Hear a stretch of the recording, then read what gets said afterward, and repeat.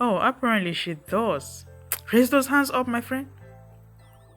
Hey everybody, welcome back to my channel. Thank you very much for coming back. If you are not a subscriber, please be kind enough to hit that subscribe button so you won't forget, and that way you will be notified about any new uploads to my channel. So today I'm going to be sharing with you about my failed attempt in sewing a bonnet.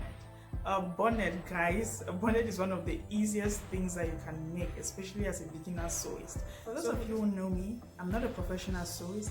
It's actually a newly discovered hobby, and so I'm still trying my hands at several different things. So this time around I decided to sew a bonnet, but a bonnet with a facing. So if you don't know what a facing is, I took time to write it down and I'm just going to read that to you. A facing is a small piece of fabric or part of fabric itself used to finish fabric edges. They make your garments look professionally finished. You can find facings mostly on necklines, armholes, and also hems and any kind of opening on your garment. So that's it, guys. I'll show you what a facing actually looks like. So this is my blouse and this is the neckline of my blouse. So this right here, this area right here, this is a facing. I don't have any facing on this garment. I made this one a while ago. And so for example, this is the armhole. I was supposed to use a facing here. So if I'm showing you this part of the dress, you'll definitely not be seeing the brown fabric. So in this case, I actually needed a facing so that it looks professionally finished, and this is the only thing that you see when you look at this way. But right now it looks like this. Even from ironing, you know, sometimes it pushes the inner fabric out. So this is what I'm trying to avoid on my bonnet, since I'm going to be using two separate pieces of fabric. And so I already made the bonnet, so I'll just show you what a facing really looks like on the bonnet. So I have a bonnet right here. It looks like this. This could be your African print. And then on the inside, I have my lining, which is my satin fabric. And so this is the facing. This is the facing right here, this.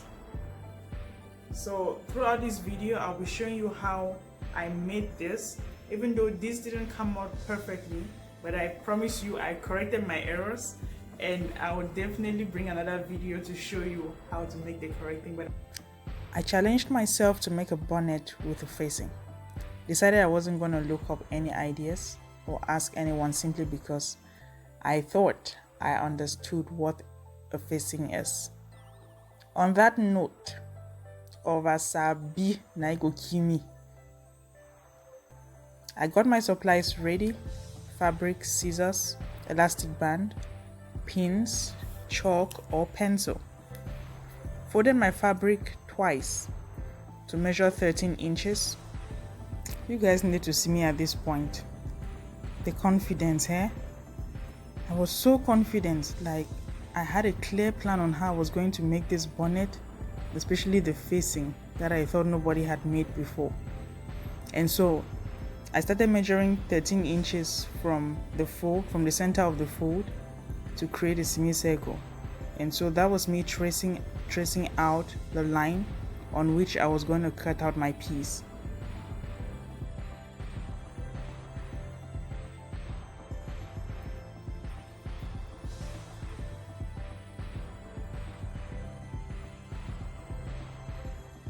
On folding that piece, I should obtain a full circle.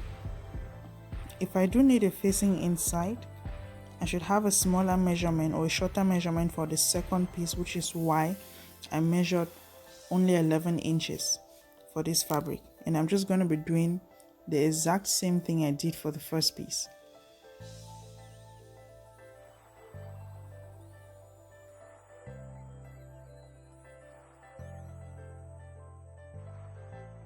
So as you can see, my satin fabric is actually smaller than the first piece I cut out, and I'm just double checking to make sure that I actually need just 2 inches. Guys, up until this point everything was fabulous, everything was so smooth until I started cutting out these straight pieces. Okay, so tell me, who on earth puts together circular pieces and rectangular pieces with the sole aim of obtaining a perfect circle? Like, who does that? Oh, apparently she does. Raise those hands up, my friend. Lesson number 1. By all means, people, let your facing be the same shape as the area on the garments on which you will attach it. For example, if you're going to attach a facing to a neckline, depending on whether it's round or V-shaped, let your facing be the same shape. So in my case, I have a bonnet. My bonnet is circular. My facing was supposed to be circular instead of me cutting straight pieces. It's really just easy to sew like pieces together.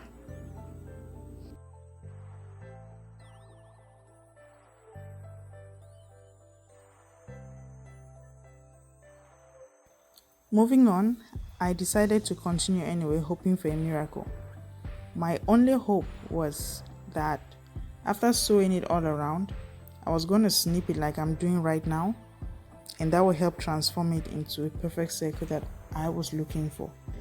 The question now is, will that work? Let's see how it goes. But really, I have never had to snip a garment this hard before. This is when I knew that the struggle to obtain a perfect circle was real.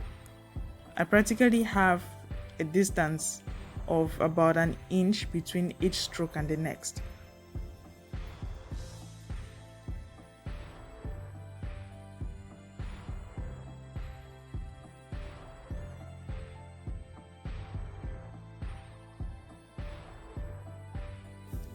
Just look at how I was struggling to obtain the perfect shape.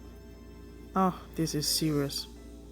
Anyway, moving on, I went ahead to stitch the two pieces together on my sewing machine, and I was leaving just about an inch allowance. Again, here comes the snipping magic, which really didn't work, but I used it anyway. Still with very high hopes, still hoping that everything is gonna be okay, which I hope it did.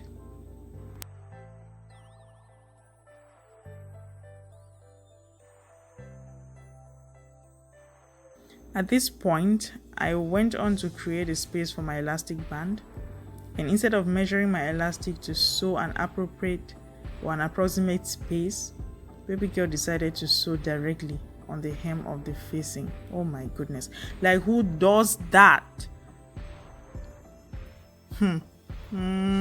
You again? Just do the needful quickly.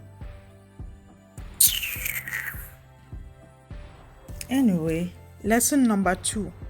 For any elastic band, measure the width of the elastic plus a wiggle room of about 1/4 of an inch to create beautiful gathers and just to allow enough room for the elastic to move through with ease.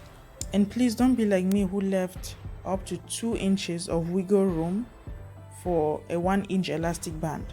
Please do not do that. Lesson number 3. Experience is your best teacher. If you're learning like me, work with a mentor or someone who has better knowledge than you do. If you get classes, even better.